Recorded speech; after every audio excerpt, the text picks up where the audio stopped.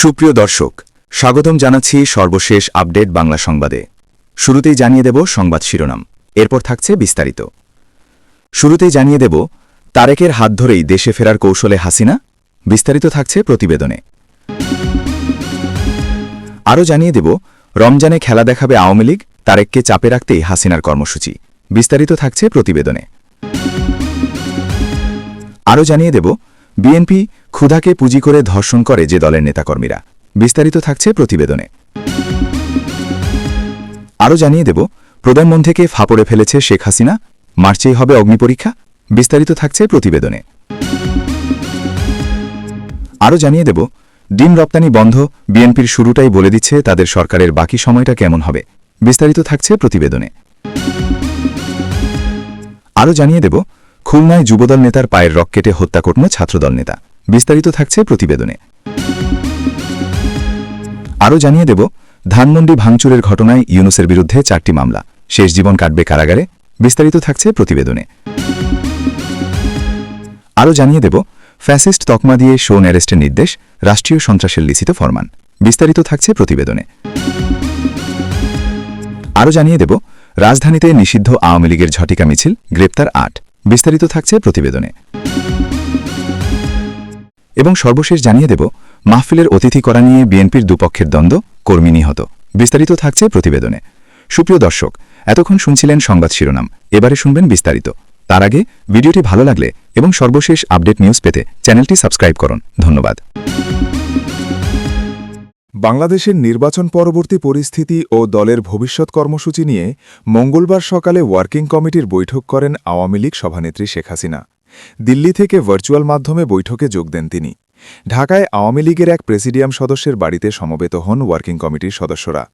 বৈঠকে নেতারা দেশের পরিস্থিতি নেত্রীর সামনে তুলে ধরেন।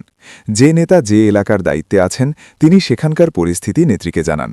নেতারা বলেন যে নির্বাচন অনুষ্ঠিত হয়েছে তা একটি প্রহসন মাত্র। এই সময় হাসিনা দেশি বিদেশি পর্যবেক্ষকদের ভূমিকা নিয়ে কটাক্ষ করেন। তিনি বলেন বেশ কয়েকজন পর্যবেক্ষক বাংলাদেশে দাঁড়িয়ে বলে এসেছেন খুব ভালো নির্বাচন হয়েছে। তারাই আবার নিজের দেশে ফিরে রিপোর্ট দিয়েছেন 12 ফেব্রুয়ারি বাংলাদেশের নির্বাচনের নামে এক সাজানো নাটক মঞ্চস্থ হয়েছে। হাসিনা বলেন এমন দুমুখ লোকেদের ভরসায় আমাদের বসে থাকলেও চলবে না। আমরা কেন এই নির্বাচনকে প্রহসন বলছি তার উপযুক্ত ব্যাখ্যা মানুষের কাছে হাজির করতে হবে। দলের নেতাদের হাসিনা বলেন নির্বাচনী ফলাফলের চুলচেরা বিশ্লেষণ করুন। আওয়ামী লীগ নেত্রীর দাবি তিনি ভোট বয়কটের যে আহ্বান জানিয়েছিলেন বাংলাদেশের মানুষ তাদের তুমুল সাড়া দিয়েছেন। ভিডিও বার্তায় ডাক্তার মিল্টন জানান সম্প্রতি মঙ্গলবার সকালে কলকাতায় অবস্থানরত আওয়ামী লীগের ওয়ার্কিং কমিটির নেতাদের সঙ্গে শেখ হাসিনার একটি ভার্চুয়াল বৈঠক অনুষ্ঠিত হয়। বৈঠকে দেশে অনুষ্ঠিত সাম্প্রতিক নির্বাচন বয়কট করায় জনগণকে অভিনন্দন জানানোর পাশাপাশি আসন্ন মার্চ মাসের বিভিন্ন ঐতিহাসিক দিবস 7, 17 ও 26 মার্চ পালনের বিষয়ে আলোচনা হয়। তবে আলোচনার মূল কেন্দ্রবিন্দুতে ছিল নির্বাসিত নেতাদের দেশে ফেরার প্রসঙ্গ। বক্তা জানান কলকাতায় অবস্থানরত নেতারা দেশে আইনের শাসন ও সুবিচার নিশ্চিত হলে ফিরে আসতে চান বলে শেখ হাসিনাকে জানিয়েছেন। জবাবে আওয়ামী লীগ সুপ্রিমো তাদের মানসিকভাবে প্রস্তুতি নেওয়ার পরামর্শ দেন। দেশে ফিরে যে কোনো পরিস্থিতির মোকাবিলা করতে হবে। নেত্রী নিজে কবে ফিরবেন নেতাদের এমন প্রশ্নের জবাবে তিনি জানান নেতারা যেন তাদের মতো করে ফেরেন আর তিনি তার মতো করে দেশে ফিরবেন। পাসপোর্ট বাতিল ও আইনি মোকাবিলা প্রস্তুতি প্রসঙ্গে দলের একটি সূত্র জানিয়েছে শেখ হাসিনার পাসপোর্ট বর্তমানে বাতিল থাকলেও এটি একটি কারিগরি বাধা মাত্র। তিনি ইতিমধ্যে ভারতীয় কর্তৃপক্ষকে দেশে ফেরার ইচ্ছার কথা জানিয়েছেন। তিনি আইনের বিচার প্রক্রিয়া ফেস করতে চান। জেল ও ফাঁসিকে তিনি ভয় পান না। ভারত সরকার তাকে বিপদের মুখে ফেলে দেবে না বলেও ভার্চুয়াল বৈঠকে তিনি দলের কর্মীদের জানিয়েছেন। ডাক্তার মিল্টন দাবি করেন শেখ হাসিনার ফেরার সম্ভাবনার খবরে বৈষম্য বিরোধী ছাত্র আন্দোলন নেতা আসিফ মাহমুদ, সার্জিস আলম, হাসনাত আবদুল্লাহ ও কয়েকটি রাজনৈতিক দলের মধ্যে উদ্বেগ তৈরি হয়েছে। তারা বিএনপিকে আওয়ামী লীগের উপর থেকে নিষেধাজ্ঞা না তোলার জন্য লাগাতার চাপ দিয়ে চলেছে। একটা ন্যারেটিভ তৈরি করা হয়েছে। বলা হচ্ছে জিয়াউর রহমান 1981 সালে হাসিনাকে দেশে ফিরতে দিয়ে ভুল করেছেন। ভার্চুয়াল সভায় হাসিনা বিএনপি সরকারের নাম না করে বলেন বর্তমান সরকার যেন আওয়ামী লীগের উপর জারি থাকা নিষেধাজ্ঞা প্রত্যাহার করে। তার দাবি এই নিষেধাজ্ঞা অবৈধ ও ভিত্তিহীন। তিনি স্পষ্ট করেন যদি নিষেধাজ্ঞা প্রত্যাহার না করা হয় তবে আওয়ামী লীগ নিজেদের মতো সিদ্ধান্ত নেবে ও কর্মসূচি ঘোষণা করবে। এদিকে নির্বাচন হয়ে গিয়েছে। বিএনপি পেয়েছে নিরঙ্কুশ সংখ্যাগরিষ্ঠতা। তারা সরকার গঠন করেছে। প্রধানমন্ত্রী নির্বাচিত হয়েছেন বিএনপির চেয়ারপারসন তারেক রহমান। দ্বিতীয় বৃহত্তম দল হিসেবে আত্মপ্রকাশ করেছে জামায়াত। ত্রয়োদশ জাতীয় সংসদ নির্বাচনে আওয়ামী লীগকে অংশগ্রহণ করতে দেওয়া হয়নি। আওয়ামী লীগকে যাতে ভোটে প্রতিদ্বন্দ্বিতা করতে দেওয়া হয় তার জন্য হাসিনা বেশ কয়েকবার আবেদন করেছিলেন, কিন্তু ইউনূস সরকার সেই আবেদনে সাড়া দিতে অস্বীকার করে। পদ্মাপাড়ে অভিযোগ উঠেছে এই নির্বাচন আসলে একটা সেটিং। আওয়ামী লীগ যাতে কোনোভাবেই জাতীয় রাজনীতিতে ফিরতে না পারে তার জন্য পূর্বতন সরকার প্রধান ও বিএনপির মধ্যে একটা সমঝোতা হয়েছে। এই প্রসঙ্গে অনেকে লন্ডনে তারেক রহমানের সঙ্গে ইউনূসের মধ্যে হওয়া বৈঠকের প্রসঙ্গ তুলে ধরছেন প্রবাসে থাকাকালীন জিয়াপুত্রের সঙ্গে সেনাবাহিনীর বেশ কয়েকজন কর্মকর্তার সঙ্গে তার বৈঠক। তারেকের এই বৈঠকের উদ্দেশ্যই ছিল বাহিনীর সঙ্গে একটা রফা করা, যাতে তিনি দেশে ফিরলে বাহিনী তাকে গ্রেফতার না করে। সেই সবুজ সংকেত পাওয়ার পর তারেক জিয়া দেশে ফেরার সিদ্ধান্ত নেন। কোনো প্রান্ত থেকে এটাও বলা হচ্ছে তারেককে দেশে ফিরতে দেওয়া হয়েছে এই শর্তে তিনি আওয়ামী লীগ সুপ্রিমোকে সসম্মানে দেশে ফিরিয়ে আনার ব্যবস্থা করবেন, আওয়ামী লীগের ওপর থেকে তুলে নেবেন নিষেধাজ্ঞা। বাংলাদেশে পালাবদলের পর যে প্রশ্নটি নিয়ে এখন সবথেকে বেশি আলোচনা হচ্ছে তা হল আওয়ামী লীগের ভবিষ্যৎ। প্রধানমন্ত্রী তারেক রহমান একাধিকবার দাবি করেছেন যে তিনি কোনো রাজনৈতিক দলকে নিষিদ্ধ ঘোষণার পক্ষপাতী নন। তিনি কোনো রাজনৈতিক দলের কর্মসূচি নিষিদ্ধ ঘোষণা করার পক্ষপাতী নন। হাসিনার আমলে এই বিএনপিকে দীর্ঘদিন নিষিদ্ধ ঘোষণা করা হয়েছিল। তারেক রহমান সেই পথে হাঁটবেন কিনা সেই প্রশ্ন এখন ঘোরাঘুরি করছে। যে ভারতবিরোধী শক্তি আওয়ামী লীগকে নিষিদ্ধ ঘোষণা করেছিল তার নেপথ্যে জামায়াতের একটা বড় ভূমিকা ছিল। বাংলাদেশে জামায়াত বহু এলাকায় নিজেদের শক্তি বাড়িয়েছে। তারা এখন জাতীয় সংসদের প্রধান বিরোধী দল। রাজনৈতিক বিশ্লেষকদের মতে আওয়ামী লীগ প্রসঙ্গে তারেকের অবস্থানের ওপর ভারতের সঙ্গে তার সম্পর্ক অনেকাংশে নির্ভর করছে। জুলাই গণহত্যা মামলায় বাংলাদেশের আদালতে তিনি দোষী সাব্যস্ত হয়েছেন, তাকে দেওয়া হয়েছে মৃত্যুদণ্ড। এই অবস্থায় বাংলাদেশের বিভিন্ন পত্রপত্রিকায় একটি খবর প্রকাশিত হয়েছে। প্রকাশিত খবরে বলা হয়েছে রাজশাহী রেঞ্জের ডিআইজি একটি অলিখিত নির্দেশিকা জারি করেছেন। নির্দেশিকায় বলা হয়েছে ফ্যাসিস্টরা জামিন পেয়ে দলীয় কাজে সক্রিয় হলে তাহলে তাদেরকে পুনরায় গ্রেফতার করে শোন অ্যারেস্ট দেখাতে হবে। এই ফ্যাসিস্ট বলতে আওয়ামী লীগকেই বোঝানো হয়েছে বলে মনে করছেন রাজনৈতিক বিশ্লেষকেরা। তাদের মতে আওয়ামী লীগের যেসব নেতারা বিভিন্ন জেলে আটক রয়েছেন তারা জামিন পেতে চাইলে মুচলেকা দিতে হবে যে তারা আগামী দিনে কোনোভাবেই সক্রিয় রাজনীতিতে অংশ নেবে না, অর্থাৎ জামিন পাওয়ার পরে আওয়ামী লীগের ঝান্ডা ধরা যাবে না, জয় বাংলা বলা যাবে না। এদের সবাই যে কোনো না কোনো দুর্নীতিতে জড়িত এমনটা নয়। সংখ্যাগরিষ্ঠই আওয়ামী লীগের হয়ে পথে নেমেছিলেন, করেছিলেন সভা। হাসিনা দিল্লি থেকে সম্প্রতি ওয়ার্কিং কমিটির যে বৈঠক করেন সেই বৈঠকে তিনি দলের নেতাকর্মীদের মাঠে নামার পাশাপাশি জেলে আটক নেতাদের জামিনের বিষয়টিও নিশ্চিত করার কথা বলেছেন।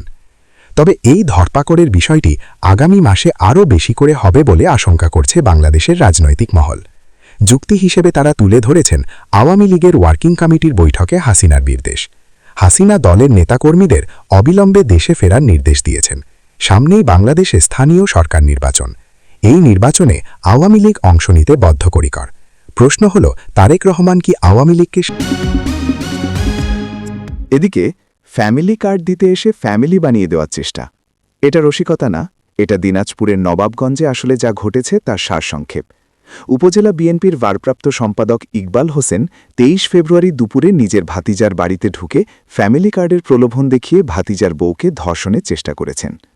গ্রামের মানুষ জানেন 95% সত্য বলেও স্বীকার করছেন, কিন্তু মুখ খুলছেন না, কারণ লোকটা এলাকার বড় নেতা। এটাই আসল সমস্যা।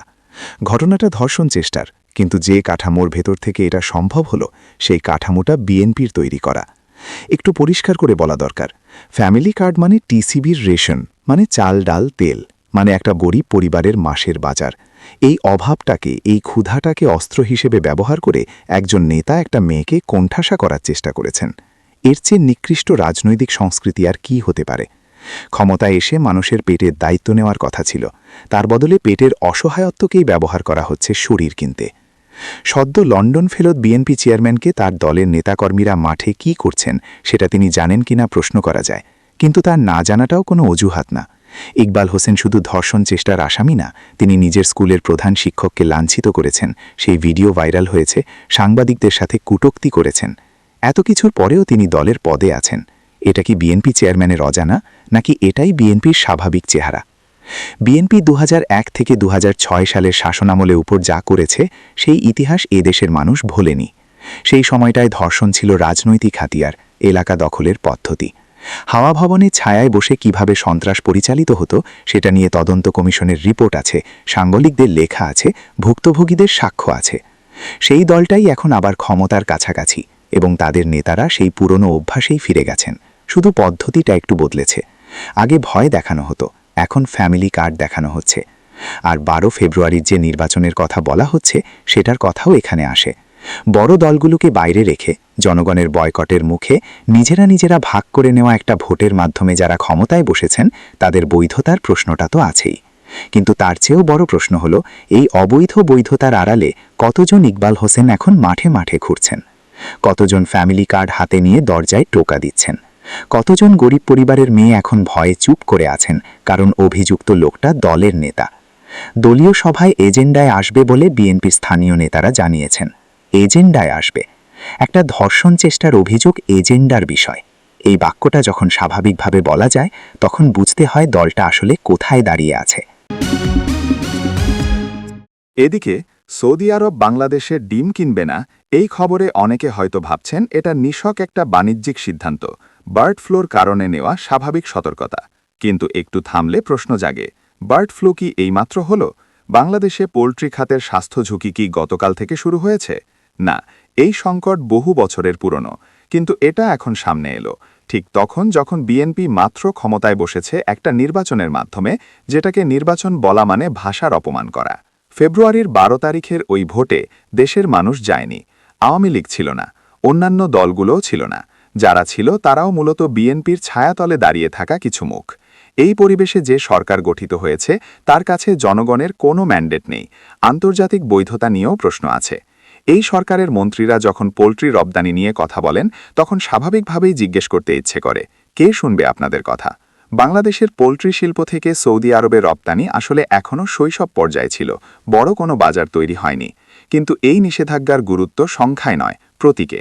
একটার পর একটা দেশ যখন বাংলাদেশের পণ্য নিয়ে উদ্বেগ জানায় তখন বোঝা যায় দেশের খাদ্য নিরাপত্তা ও মান নিয়ন্ত্রণ কাঠামো কতটা ভঙ্গুর। এই কাঠামো শক্তিশালী করার কাজ দশকের পর দশক ধরে হয়নি। বিএনপি আগেও ক্ষমতায় ছিল, তখনও হয়নি। এখন যারা মন্ত্রী হয়েছেন তারা সেই একই দলের লোক, সেই একই চর্চার লোক। বিএনপির রাজনৈতিক ইতিহাসটা একটু মনে করা দরকার। জিয়াউর রহমান যখন দলটা বানিয়েছিলেন সেটা গণতান্ত্রিক রাজনীতির মাঠ থেকে উঠে আসা কোনো আন্দোলনের ফসল ছিল না। ক্যান্টনমেন্টের ভেতরে বসে সামরিক ক্ষমতার ছায়ায় দাঁড়িয়ে বানানো একটা দল, যার শুরু থেকেই গণতন্ত্রের সঙ্গে সম্পর্কটা আলংকারিক। সেই দলটা এত বছর পরেও মূলত সেটাই আছে। দুর্নীতির মামলায় সাজাপ্রাপ্ত নেত্রীর নেতৃত্বে চলা দল, যার একাধিক মন্ত্রী ও নেতার বিরুদ্ধে সন্ত্রাস আর অর্থ পাচারের অভিযোগ রয়েছে, তারা এখন বাংলাদেশের ভাগ্য নির্ধারণ করছেন। আর সেই ভাগ্য নির্ধারণের শুরুতেই সৌদি আরব বলছে তোমাদের ডিম লাগবে না।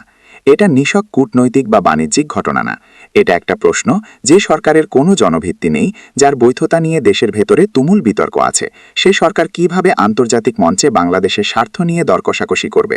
কোন মুখে গিয়ে বলবে আমাদের পণ্যের মান ভালো, আমাদের সঙ্গে ব্যবসা করো? বিএনপির মন্ত্রিসভা এখন সম্ভবত ব্যস্ত পদ ভাগাভাগি আর পুরনো প্রতিপক্ষকে ঘায়েল করার রাজনীতিতে। পোল্ট্রি খাতের মান উন্নয়ন, রপ্তানি বাজার সংরক্ষণ, বার্ড ফ্লু প্রতিরোধে কার্যকর পদক্ষেপ, এসব নিয়ে এই মুহূর্তে ঢাকায় কোনো জরুরি বৈঠক হচ্ছে বলে মনে হয় না। কারণ এই সরকারের অগ্রাধিকার অন্যত্র, সবসময় ছিল, এখনও আছে। সৌদি আরব খেজুর পাঠায়, আমরা ডিম পাঠাতে চেয়েছিলাম, এখন ডিমের দরজাও বন্ধ। পরের ধাপে কোন দরজা বন্ধ হবে সেটা দেখার জন্য বেশি দিন অপেক্ষা করতে হবে না, যদি এই ধারা চলতে থাকে। এদিকে খুলনায় দিঘলিয়ায় দুর্বৃত্তের ধারালো অস্ত্র দিয়ে পায়ের রক কেটে যুবদল নেতা মোহাম্মদ মুরাদ খাঁকে হত্যা করা হয়েছে। শুক্রবার ২৭ ফেব্রুয়ারি বিকেলে উপজেলার সেনহাটি ইউনিয়নের বকশিবাড়ি কবরস্থানের সামনে এ ঘটনা ঘটে। যুবদল নেতা মোহাম্মদ মুরাদ খাঁ উপজেলার সেনহাটি ইউনিয়ন যুবদলের সিনিয়র যুগ্ম আহ্বায়ক ছিলেন। তিনি ওই এলাকার মনসুর খাঁয়ের ছেলে। খুলনার অতিরিক্ত police super media focal point কর্মকর্তা আবির সিদ্দিকী শুভ্র এ তথ্য নিশ্চিত করেছেন। আবির সিদ্দিকী শুভ্র জানান, তুচ্ছ ঘটনায় বাগবিতণ্ডার জের ধরে শুক্রবার বিকেল 5:30টার দিকে দিঘলিয়া থানা ছাত্রদলের সিনিয়র যুগ্ম আহ্বায়ক সাজ্জাদ সহ 4-5 জন মুরাদের গতিরোধ করে এবং তার ওপর হামলা চালায়। আত্মরক্ষার জন্য মুরাদ বকশিবাড়ি মসজিদ সংলগ্ন একটি দোকানে আশ্রয় নেয়। দুর্বৃত্তরা ওই দোকানের তালা ভেঙে দোকানের ভেতরই পুনরায় হামলা করে। এ সময় তারা ধারালো অস্ত্র দিয়ে মুরাদের 2 পায়ের রগ কেটে দেয়। পরে স্থানীয়রা তাকে উদ্ধার করে প্রথমে উপজেলা স্বাস্থ্য কমপ্লেক্সে নিয়ে যায়। পরবর্তীতে খুলনা মেডিকেল কলেজ হাসপাতালে নিয়ে গেলে সেখানকার কর্তব্যরত চিকিৎসক মৃত ঘোষণা করেন। বাগবিতণ্ডার জের ধরে শুক্রবার বিকেল 5:30টার দিকে দিঘলিয়া থানা ছাত্রদলের সিনিয়র যুগ্ম আহ্বায়ক সাজ্জাদ সহ 4-5 জন মুরাদের গতিরোধ করে এবং তার ওপর হামলা চালায়। আত্মরক্ষার জন্য মুরাদ বকশিবাড়ি মসজিদ সংলগ্ন একটি দোকানে আশ্রয় নেয়। দুর্বৃত্তরা ওই দোকানের তালা ভেঙে দোকানের ভেতরই পুনরায় হামলা করে। এ সময় তারা ধারত করে এবং তার ওপর হামলা চালায়। আত্মরক্ষার জন্য মুরাদ বকশিবাড়ি মসজিদ সংলগ্ন একটি দোকানে আশ্রয় নেয়। দুর্বৃত্তরা ওই দোকানের তালা ভেঙে দোকানের ভেতরই পুনরায় হামলা করে। এ সময় তারা ধারালো অস্ত্র দিয়ে মুরাদের 2 পায়ের রগ কেটে দেয়। পরে স্থানীয়রা তাকে উদ্ধার করে প্রথমে উপজেলা স্বাস্থ্য কমপ্লেক্সে নিয়ে যায়। পরবর্তীতে খুলনা মেডিকেল কলেজ হাসপাতালে নিয়ে গেলে সেখানকার কর্তব্যরত চিকিৎসক মৃত ঘোষণা করেন। জেলা বিএনপির আহ্বায়ক মনিরুজ্জামান মন্টু বলেন, পূর্বশত্রুতার জের ধরে মুরাদকে হত্যা করা হয়েছে বলে জানতে পেরেছি। স্থানীয় চিহ্নিত সন্ত্রাসীরা এই ঘটনা ঘটিয়েছে। মুরাদের 2 পায়ের রগ কেটে দেওয়ায় অতিরিক্ত রক্তক্ষরণে তার মৃত্যু হয়। এই ঘটনা অত্যন্ত ন্যাক্কারজনক। রগ কেটে তাকে আটকে রাখায় শরীর থেকে সমস্ত রক্ত বের হয়ে সে মৃত্যুর কোলে ঢলে পড়ে। এটা অমানবিক। আমরা অমানবিক এবং এই ঘৃণ্য হত্যাকাণ্ডের নিন্দা জানাই। তিনি বলেন, হত্যাকারী যেই হোক, তার রাজনৈতিক পরিচয় যাই হোক না কেন, আমরা প্রশাসনের কাছে জানাব অবিলম্বে হত্যাকারীদের গ্রেপ্তার করে দৃষ্টান্তমূলক শাস্তি প্রদানের ব্যবস্থা করতে হবে। এখানে হত্যাকারীর রাজনৈতিক পরিচয় দেখার প্রয়োজন নেই এবং কার সঙ্গে কি সম্পর্ক রয়েছে এটাও বিবেচ্য বিষয় নয়। আমাদের একজন রাজনৈতিক কর্মী শুধু নয়, একজন মানুষকে হত্যা করা হয়েছে। হত্যাকারীরা যেন গ্রেপ্তার হয়। এদিকে সাবেক উপদেষ্টা মোহাম্মদ ইউনুসের বিরুদ্ধে অন্তত 4টি মামলার ঘোষণা দেওয়া হয়েছে।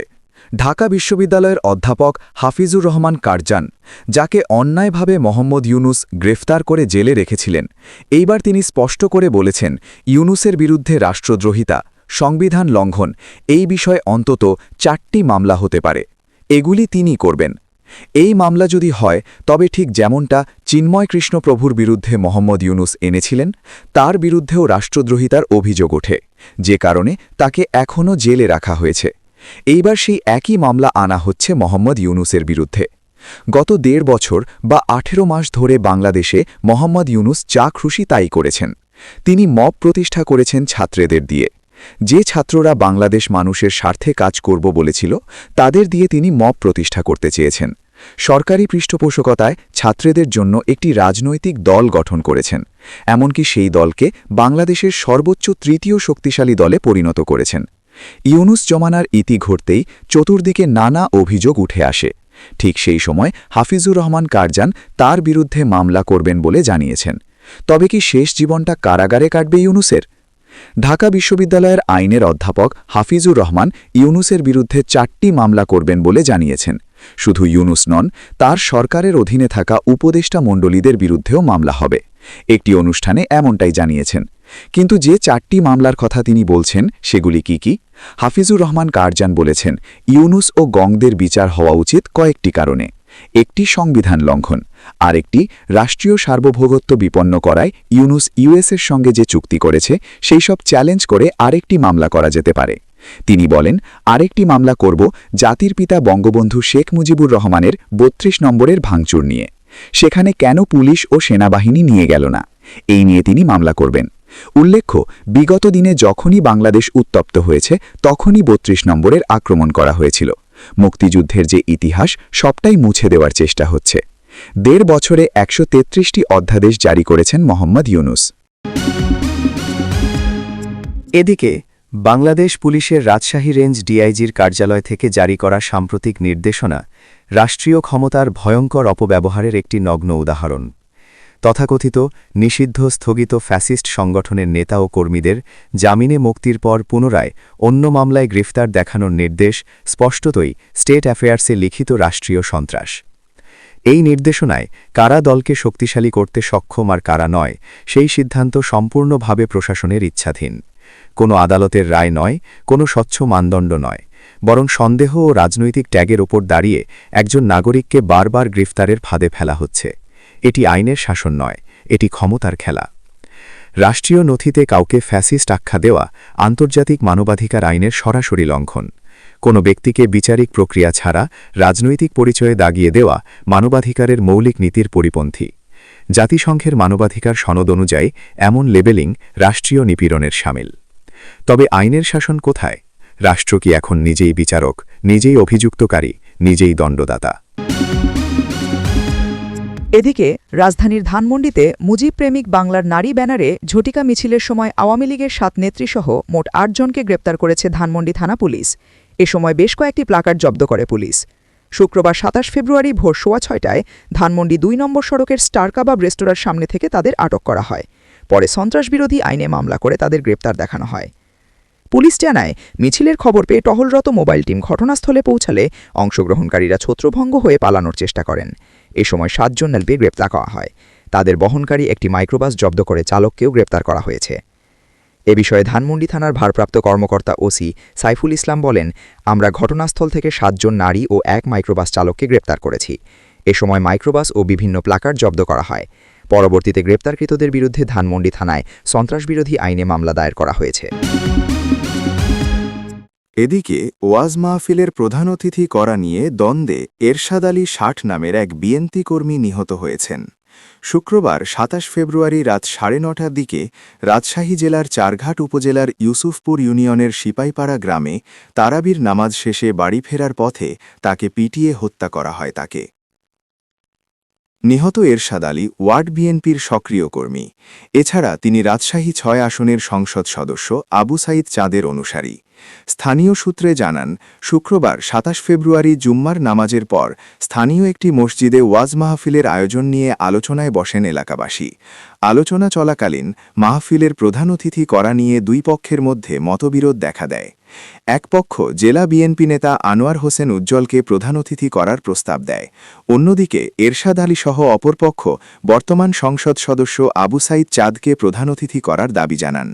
এ নিয়ে দুই পক্ষের মধ্যে তীব্র বাকবিতণ্ডার সৃষ্টি হয়।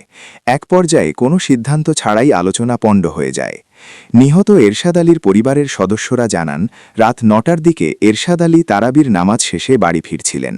এ সময় আনোয়ার হোসেন উজ্জ্বলের কয়েকজন অনুসারী তার পথ রোধ করেন। এক পর্যায়ে গাছের ডাল ও লাঠি দিয়ে তাকে মারধর করা হয়। হাসপাতালে নিয়ে গেলে চিকিৎসক তাকে মৃত ঘোষণা করে। পরে তার লাশ বাড়ি নিয়ে যাওয়া হয়। চারঘাট থানার উপপরিদর্শক এসআই সিরাজুল ইসলাম সাংবাদিকদের বলেন, ঘটনার পর থেকে অভিযুক্তরা এলাকা ছেড়ে পালিয়ে গেছে।